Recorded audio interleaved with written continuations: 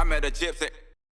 Another injury that I wanted to talk about was Chucky's recent one. Yeah. How bad was that? Because that was a very bad crash. Yeah, look, pardon me, it's look, that was a bit tricky, that one, in that he had a very comminuted olecranon fracture. So olecranon's the tip of your ulnar, so the pointy bit at your elbow that So articulates. your elbow So- is just your ulnar bone, basically. well, the tip of it is, yeah. So, and that's articulating around your humerus. And he'd obviously struck something quite hard with that. So he had the sort of fracture where he'd driven his humerus into the olecranon and had a comminuted fracture of all the articular pieces, so all the joint surface that articulates with your humerus. and then the whole olecranon had then come off as a piece as well. And look, he had some surgery over in Saudi. Not the best? Oh, no is the answer to that. They hadn't really done a great job. Oh, it's so scary that you like.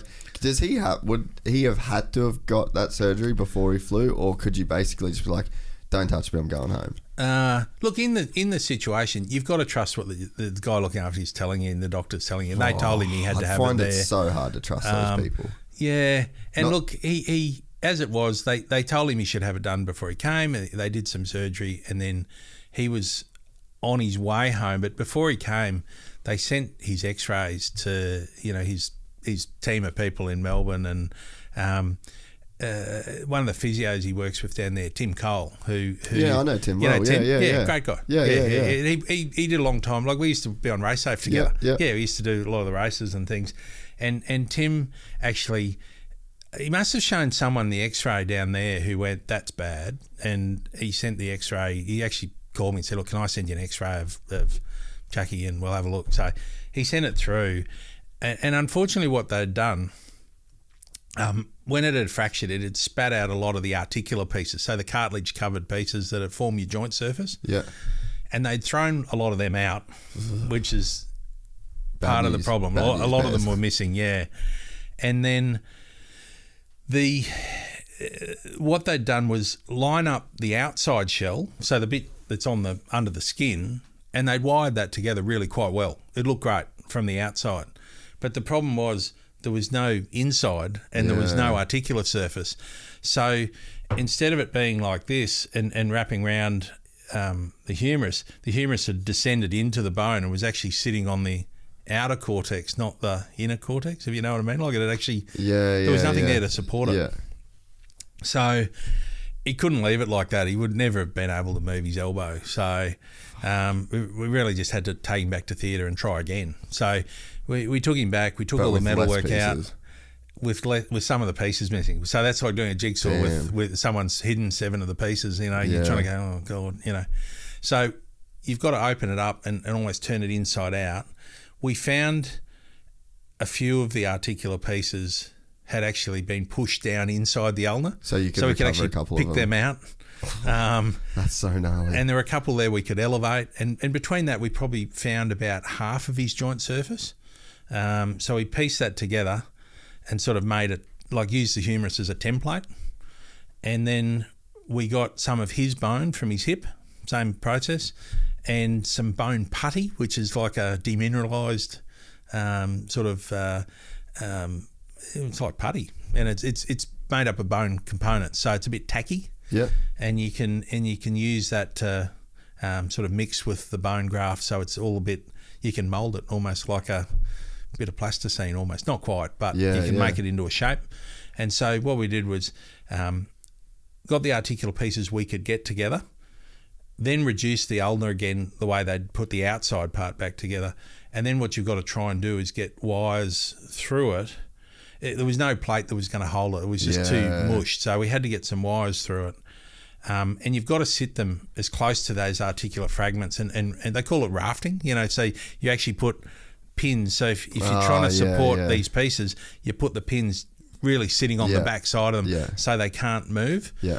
And then filled the hole. So then there was a big hole. We filled all that up with the putty and then put 2 tension bands on. So as you figure of 8 wires, so as you twist them, it squeezes it all together. Yeah. And we essentially tried to build him a new articular surface. So it's done well, really well.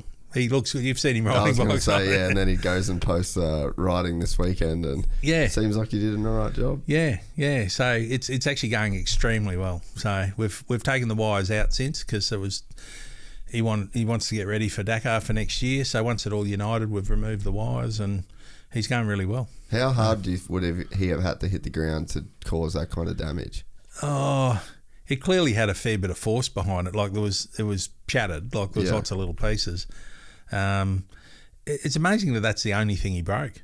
Well, he had that airbag on.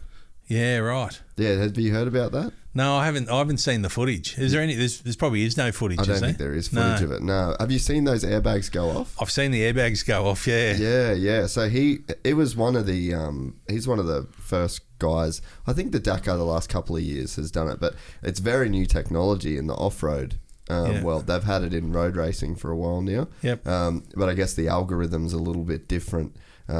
Because there's a lot more going on a motocross or an off-road. Yeah, you wouldn't want to be riding over some whoops and it go off. Yeah. So, Chucky actually, basically that vest had inflated when he'd hit the ground. So, like if you ask him, he said he would be dead 100% if you didn't. Yeah. And, like it's crazy piece of technology. Yeah. Yeah, it's great, isn't it? It's going to save a lot of lives, and like he definitely thinks that he would have died without that. So when you say it's amazing that he only had that, that's probably why. Yeah, it probably is. Yeah, he's got a flight really. So, but while he was recovering from that, we did some more surgery on him to stabilise his shoulder, because it'd be unstable for a long time. So, oh really? So he's had both done. Rotator cuff. No, he's had a stabilisation, so for his glenohumeral joint. So he had, dislocating shoulder that used to come out. We've put a bit of bone on the front and repaired his labrum and everything. So he's going well from that too. Crazy. It's crazy what you can do. Yeah. Oh, look, it's good stuff. It's great treating these guys too, because they're so motivated. I mean, you do occasionally have to try and slow them down a little bit. But it's really nice, to see guys that are so keen. Yeah. I think of all the sportsmen I treat, they're probably the ones that are the most driven to get back. Yeah. They just want to get back on the bike and ride.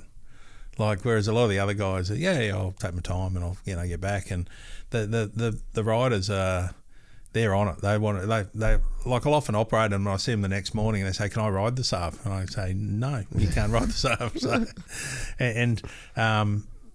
but they're just super keen, and they're motivated, and then they come back miles ahead of where they should be on their rehab. You say, "Oh, have you got?" You tell them you're aiming for 10 degrees of external rotation. They come back with 80. You go, you slow down a little bit and say, but that's a nice problem.